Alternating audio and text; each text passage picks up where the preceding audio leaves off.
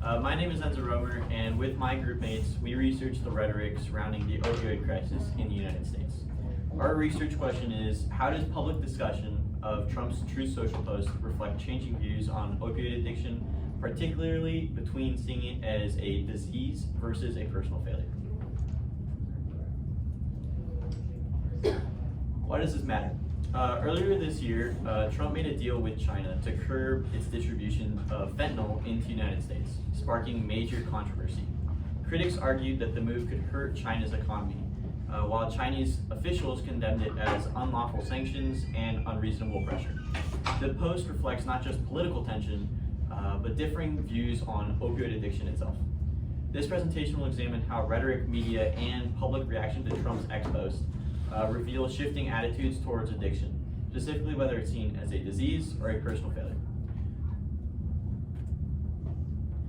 Today, Trump's administration has adopted a tough on crime viewpoint. Throughout Trump's term so far, the emphasis on criminalization is apparent, showing how leaders influence public understanding, which we will elaborate on further.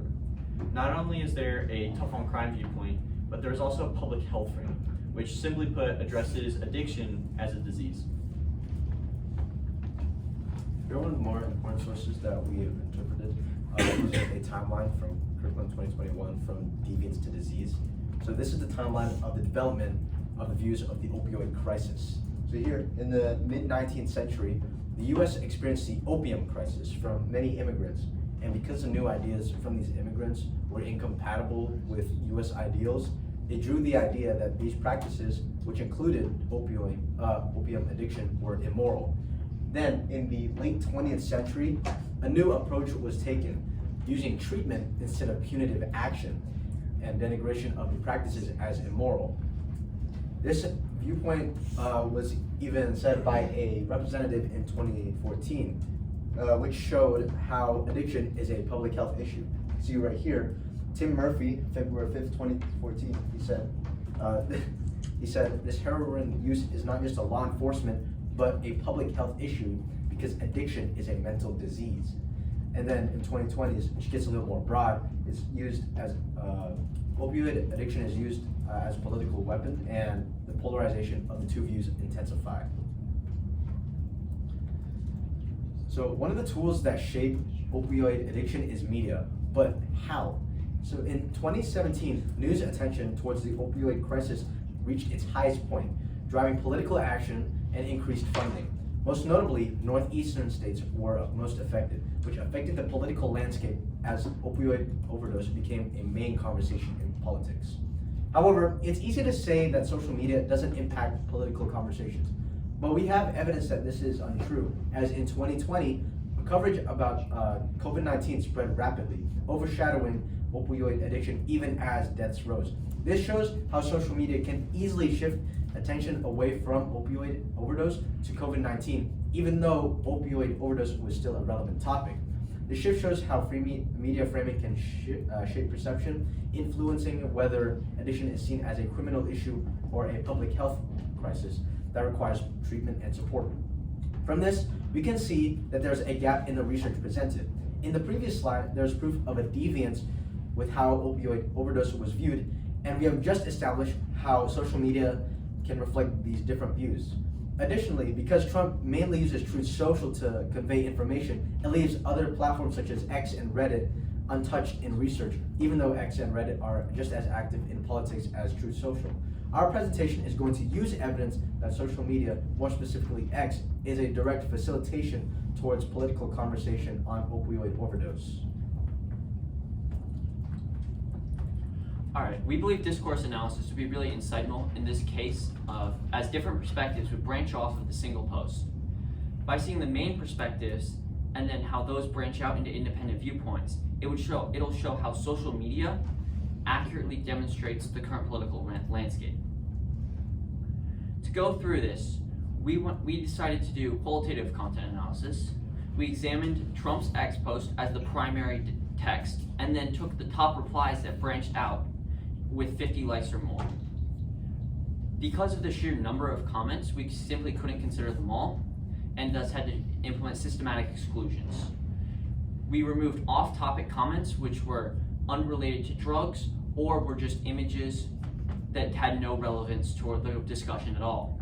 We did this to maintain analytical rigor and have a definitive conclusion. Then we used multidimensional coding. We coded first for agreement level on a 1 to 5 scale, with sentiment, positive and negative, towards the original post. Engagement metrics like likes were used to gauge how many people agreed with a specific comment's viewpoint. And then we analyzed the rhetorical framing of each comment to determine what sort of appeals they were each using. We then used thematic interpretation to identify patterns in the blame attribution, duty framing, sarcasm, empathy, and other rhetorical strategies throughout all of this discourse. First, we went through Trump's original post as the primary text. We have a quote from his original post on the slide, but some key rhetoric takeaways are his use of urgency as a strategy. Trump used borderline fear tactics by emphasizing the major threat and calling the flow of drugs into the US a flood. The connotations around these words create a sense of urgency and danger for everyday people. Flood implies there's mass numbers of drugs being imported every day and that it's going to overrun the US people. Trump also used moral responsibility and patriotism to get across his point.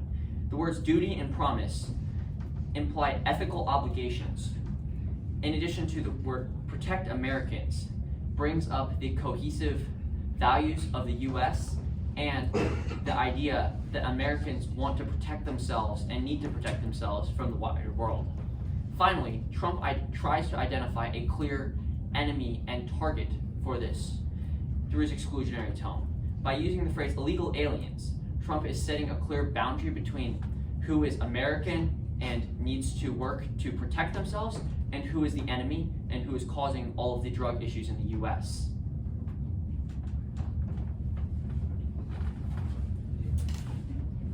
So here's some of the simplified data points that we collected.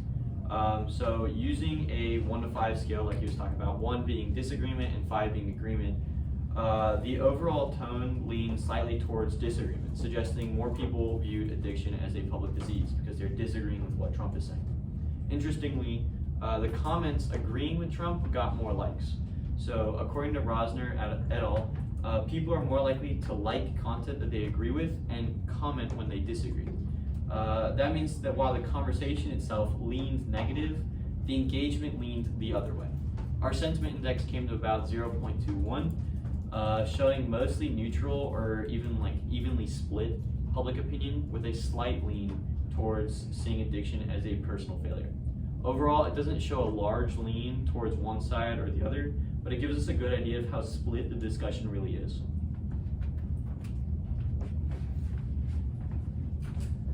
Overall, there were 17 posts that fit under the requirements given. It's important to note that sub-replies were not considered as they would have presented sub-themes within main themes, which complicates the research further. For now, we are to identify main themes gathered from the posts in order to show how social media can facilitate political conversations by presenting broad perspectives. In order to do a qualitative analysis on the discourse, all posts were put in 5 themes: blaming foreign leaders, pro-tariff, anti-tariff, sarcastic, and impassive. It's important to note that some of the posts were put under several categories. For example, Deep Blue Crypto, who you can see right here, was put under blaming foreign governments and for blaming China, and he was put under impassive for his detachment within the conversation. Overall, there were 3 posts in blaming, 4 in pro-tariff, 7 in anti-tariff, 2 that were passive, and 2 that were impassive. Although some were not as aggressive as others, all posts clearly took a side. Okay, so we can see from these replies and excerpts of research articles that they were of why they were categorized as they were. For example, some people blamed other countries because those countries had wronged them, as we see evident with Wall Street Apes post and Jared's post. People may also be impassive and decide to get straight to the point with their reply, and this is usually done to highlight others to the implications and the bigger picture of what they're arguing for.